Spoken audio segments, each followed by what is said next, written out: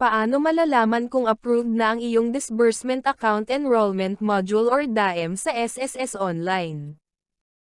Sa video na ito ay malalaman mo ang step-by-step guide kung saan makikita at kung paano malalaman na ikaw ay approved na sa Disbursement Account Enrollment Module. Kaya tapusin lang ang video na ito para sa kabuuang detalye. Ang pinakaunang step, para malaman kung ikaw ay approved, bisitahin mo ang iyong email account para i-check kung may email sa iyo ang SSS. Dito ay sasabihin ni SSS kung ikaw ay approve o hindi.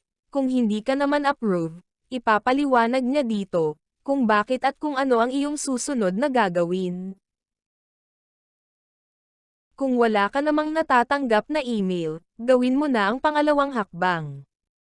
Ang pangalawang hakbang ay pumunta sa sss.gov.ph at i-click ang member button. Sunod naman ay i-login ang iyong SSS online account. E-tap ang Services menu button. At i-click ang Disbursement Module. I-move pa kanan ang iyong cursor, para mag-display ang another tab ng DAEM.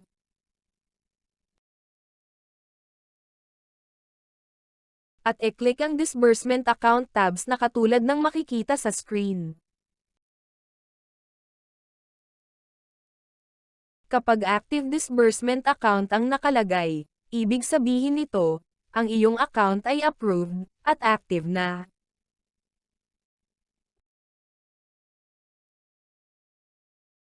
At kapag for branch approval naman ang nakalagay, ibig sabihin nito, ay mag-antay ka ng 2 o 3 araw, maximum of 15 days, at pag wala pa rin, ay pwede mong i-cancel ang request at mag-re-apply ka uli.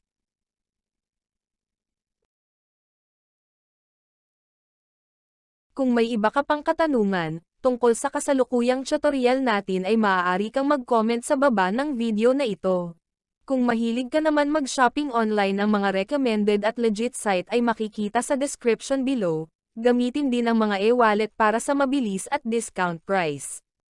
Marami pa kaming ginagawang video tutorial tungkol sa mga e-wallet, digital transaction at online shopping na kapupulutan ng mahahalagang impormasyon. Kaya kung mahilig ka sa mga ganitong topic, ay huwag kalimutang mag-like, subscribe at i-click na rin ang notification bell para ma-notify ka sa bagong video upload. Happy learning and see you in our next video.